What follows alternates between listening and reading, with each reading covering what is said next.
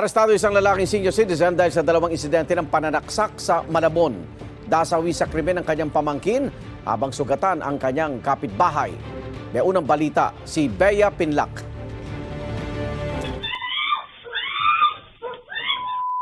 Nabulabog ang mga residente ng Barangay Tonsuya, Malabon nitong Miyerkules nang magkagulo sa isang bahay doon. Dinig mula sa loob ng bahay ang sunod-sunod na sigaw na humihingi ng saklolo. Hindi gaanong nahagip sa CCTV ang nangyari.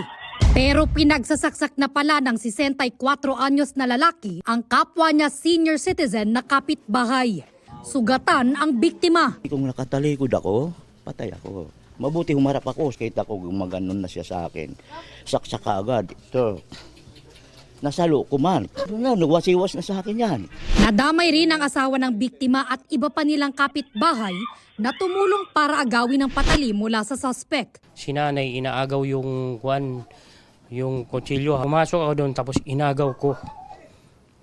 Pinilit naming kuanin yung patalim. Parang ang nanlilisik yung mata ng yung tao. Ayon sa biktima, matagal nang galit sa kanya ang suspect. Mga 5 taon, blinater ko yan kasi binabantaan ako, manigurado ako. Kasi salita yun sa taas, sa akin ang laban. Hindi ko alam kung anong bakit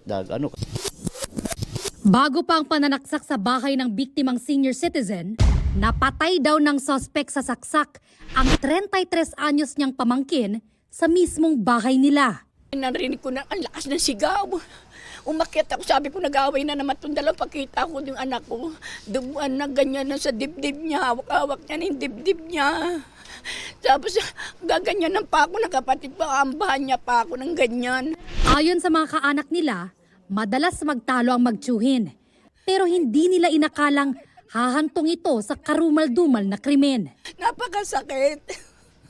Napakasakit ang ginawa niya. Talagang dapat magbayaran niya yun. Dati na pong marami na siyang kaso pero hindi lang nabubunyag.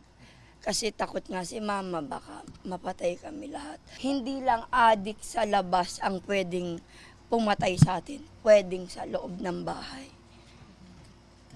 Yun lang po. Tito ko pa po. Naaresto kalaunan ng suspect.